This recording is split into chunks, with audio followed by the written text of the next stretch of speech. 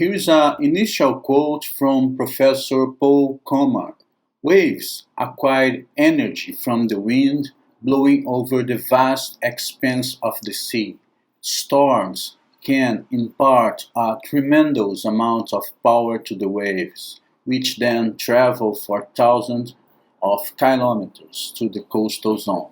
This energy is then dissipated in the relatively narrow nearshore zone at the coast.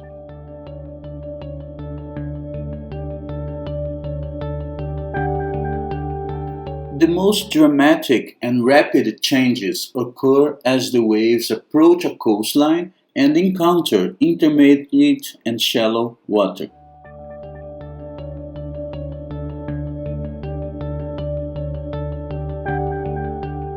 These images present some schematic diagrams of the deep, intermediate, and shallow water regions, showing some changes in the shape and in wave perimeters as they propagate into shallow waters. In figure A, in the top, we see that waves reach shallow waters when they reach depths lesser than 1/20 of their wavelength. And there's some presentation of changes in their shapes. In the figure B at the bottom are the changes in the ratio of local to deep water wave parameters as wave propagates into shallower waters. For wavelengths are in blue, wave speed and wave group speed are in orange, and wave height is in purple. In shallow waters, wavelength and velocity decreases as wave height increases.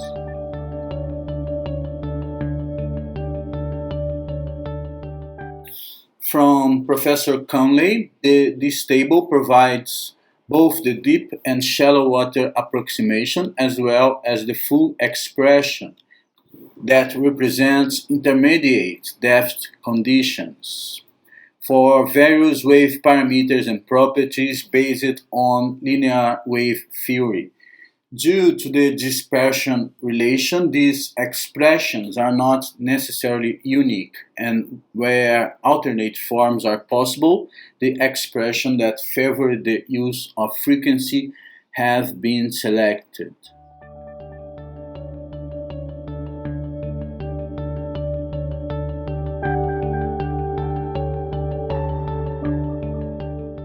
The different changes that occur as a wave field travels through shallow water are collectively known as shoaling processes.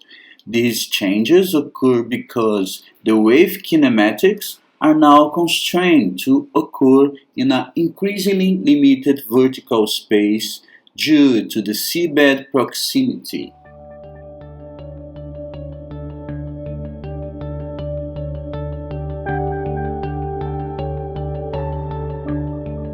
The wave power is often referred to as wave energy flux, and then this is P.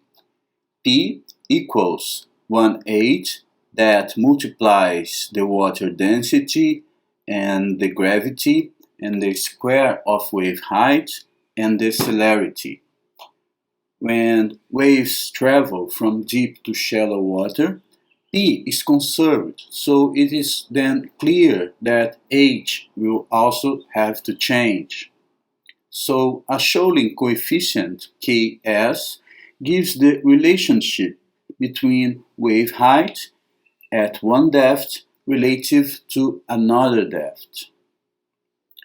Wave shoaling is the change in shape and behavior as waves propagate into water of decreasing depth. This results in decreases in wave speed and wavelength, while wave height increases.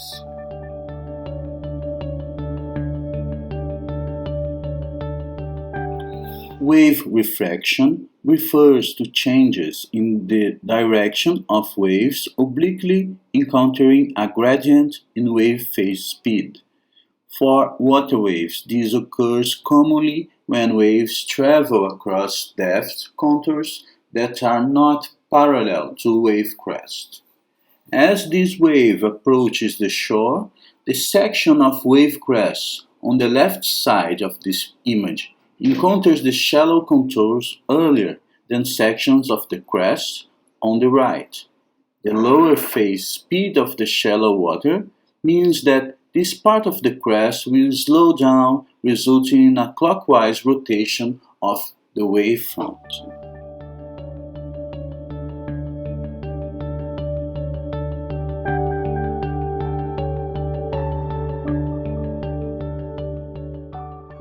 In simple words, wave refraction is the modification of wave's trajectory due to the crest tendency to become parallel to the depth contours. Irregular bottom topography can cause waves to be refracted in a complex way and produce significant variations in wave heights and energies along the coast. In this context, wave energy can converge and diverge. For example, in this picture, we have waves converging to the headlands and diverging into the bays. Or, if you prefer, waves concentrate their energy over the headland and dissipate their energy while incoming through a bay.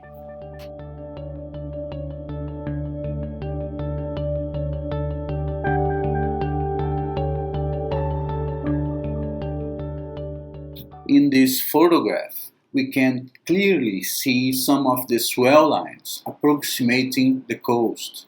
In this approximation, height increases and the left part of the wave crests reach shallower waters firstly and then start to break.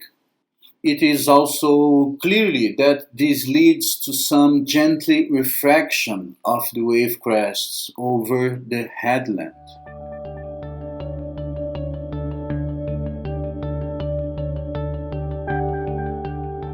Wave diffraction is a phenomenon where the energy is transferred laterally along a wave crest and is most noticeable where an otherwise regular train of waves is interrupted by an obstacle such as a small island or a breakwater.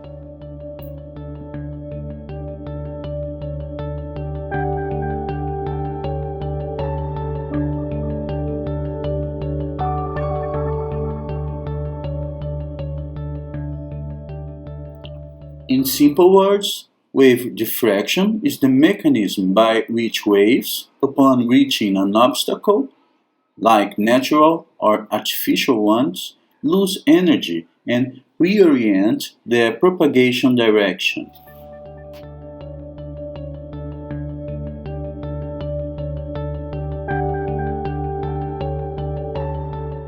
Also, diffraction causes wave energy to leak into the shadow zone, and this can be an important control on the shapes of shorelines. Take a closer look at this picture.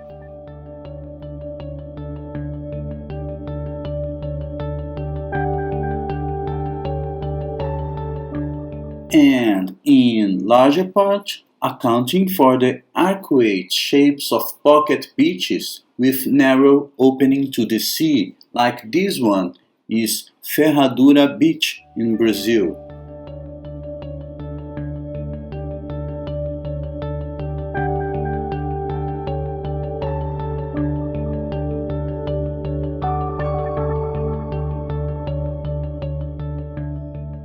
The nearshore environment can be observed and can be classified or subclassified by 4 zones. The first of them is the shoaling zone. The other one is the breaker zone. Then we have the surf zone and finally the swash zone. Let's take a closer look to them.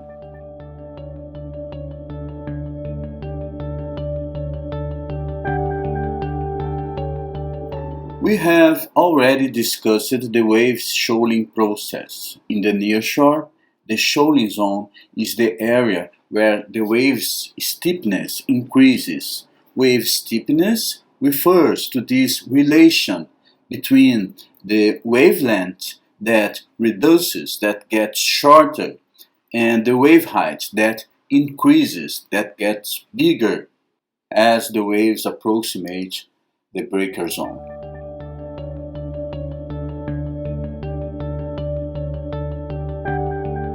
The wave steepness increases up to a point and it starts to collapse.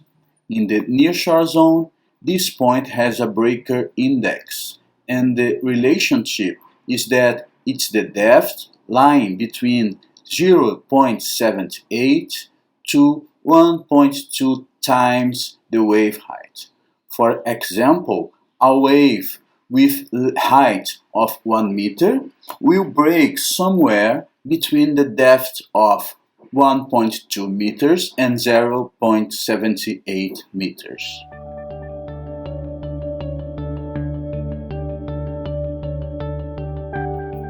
The way that waves will break in front of the beach depends directly on the bottom slope, on the presence of sandbars or rocky or coralline slabs, and indirectly on the granulometry of beach materials and the energy of incident waves.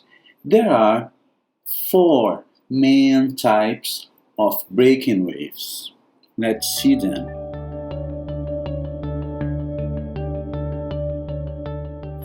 Spilling breakers are characterized by the crest of the wave gradually becoming more peaked until it becomes unstable and bubbles and turbulent water gently spill down the front face of the wave.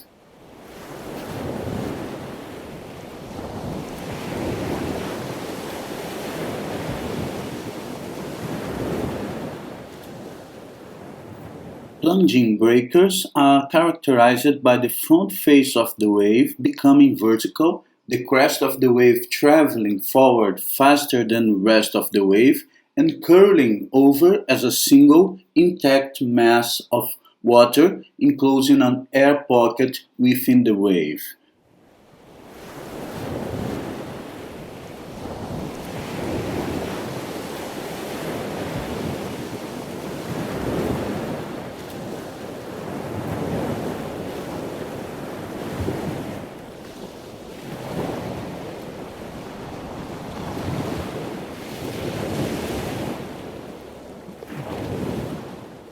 Collapsing breakers are characterized by the lower part of the front face of the wave becoming vertical, and breaking occurs over the lower half of the wave.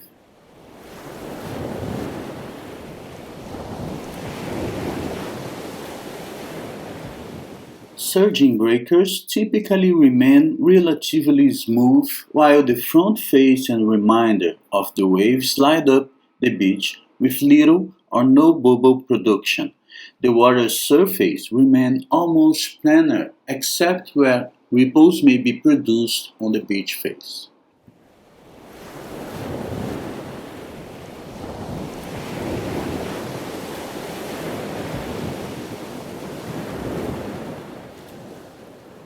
Surf similarity parameter. While these four types are often described as distinct breaker types, they represent a continuum of breaker shapes, spilling to plunging to collapsing to surging, on natural beaches. To distinguish them, there is a dimensionless parameter.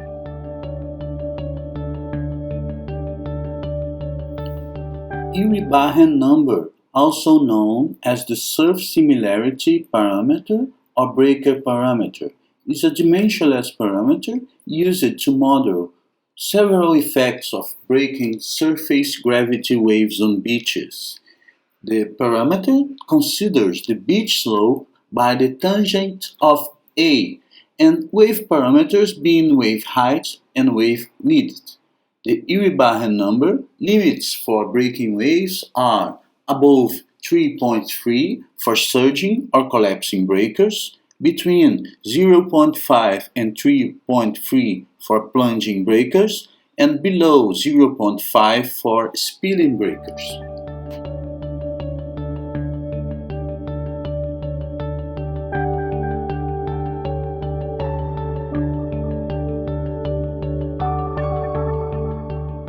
And now, moving on the nearshore environment, there is the surf zone that extends from the breaker zone up to the swash zone.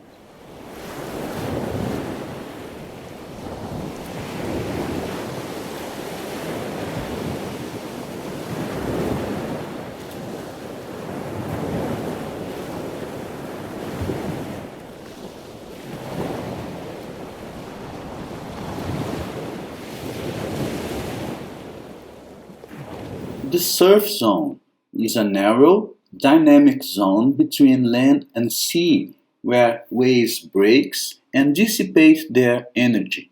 Surf zones mix and disperse water and the materials it contains, such as sediments, nutrients, larvae, phytoplankton, pollution, and bacteria. Breaking waves in the surf zone result in an excess flow of momentum resulted from the water mass movement that drives strong currents and water level changes. This movement was called radiation stress and was widely discussed by Longet-Higgins and other authors in the 60s.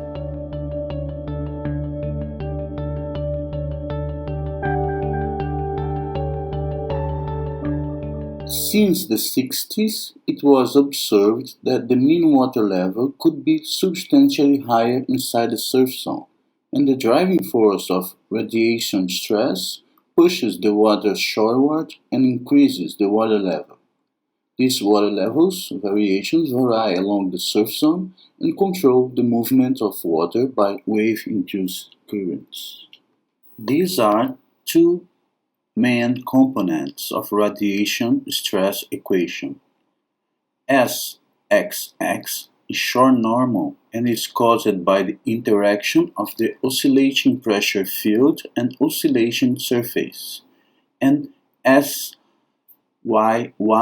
that is wave crest normal and is produced by dynamic pressure.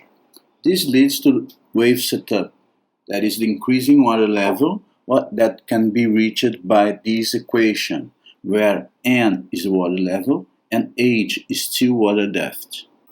Since the wave breaking depends approximately on the water depth, the setup will depend on the beach slope and on the surf zone width.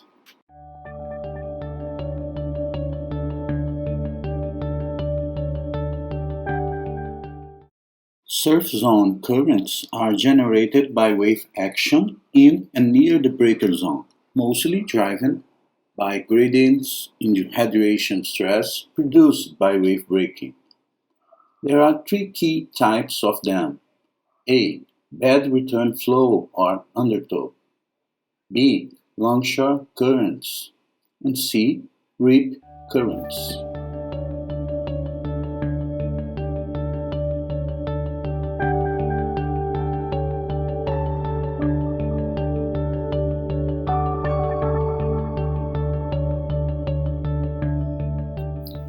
The undertow is a strong offshore directed mean current close to the bed that can occur within and seaward of the surf zone, which returns water seaward after being transported onshore by waves. Typical bed return flow velocities are 0.1 to 0.3 meters per second.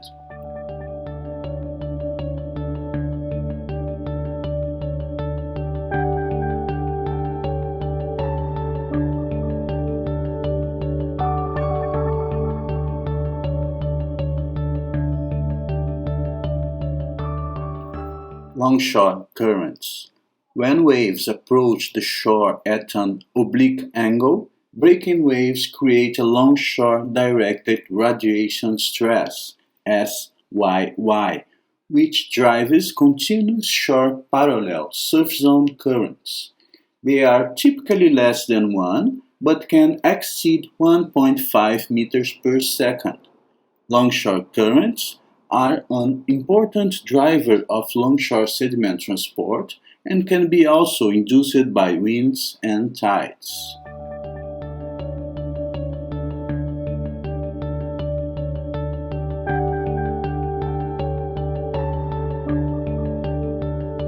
Rip currents, or rips, are defined as narrow, concentrated flows of water that are directed seaward, extending across the surf zone. The most common type are channel rip currents that are topographic controlled by sandbars.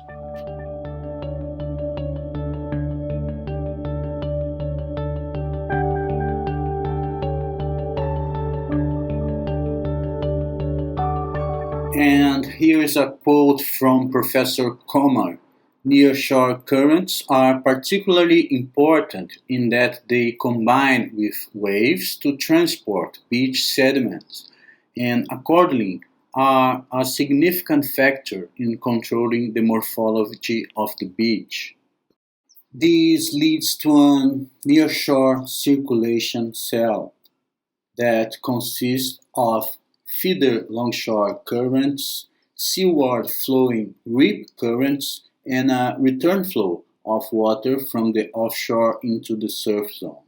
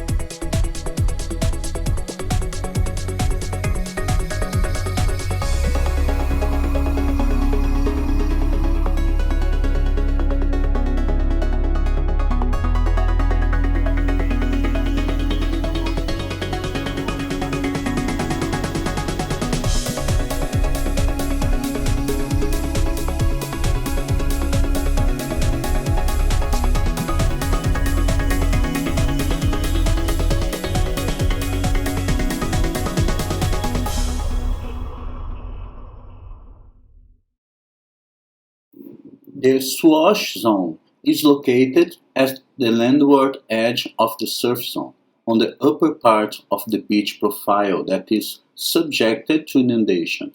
It is where incoming surf zone waves force oscillatory motion of the shoreline at a variety of frequencies.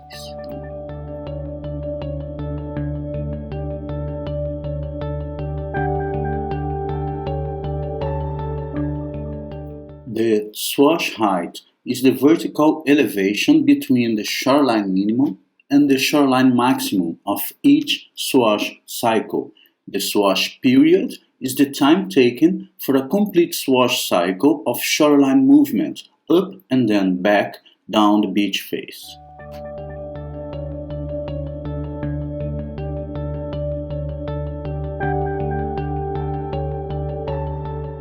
Wave run-up and backwash. Wave run-up, or swash, is driven primarily by the momentum of the wave itself and is moderated by the beach slope and infiltration into the sediments. The return flow of the backwash is driven primarily by gravitational forces and thus depends on the beach face slope and on the volume of water remaining.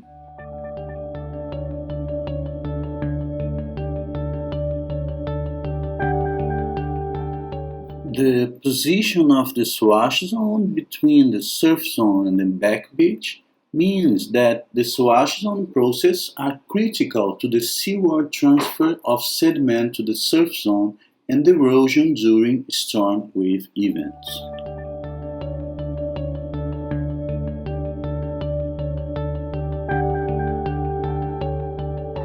The swash zone part of the beach profile is generally steeper than the surf zone part. The morphology of the beach face profile is typically described in the context of cross-shore sediment transport.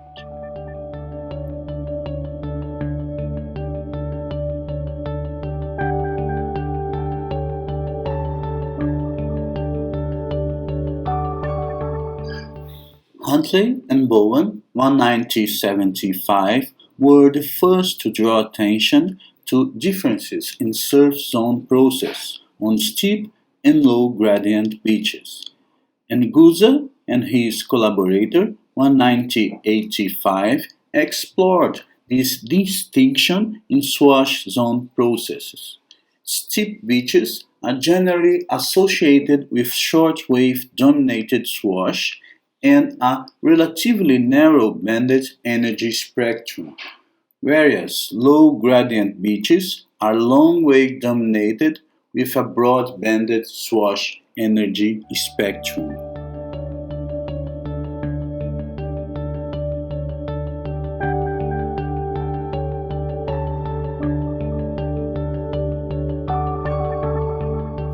Their interactions with the bottom strongly influence waves in shallow waters. Waves also strongly influence the morphology of the coast. This is the basic concept of beach morphodynamics. Most topics discussed today will be discussed further in beach morphodynamics and coastal erosion classes.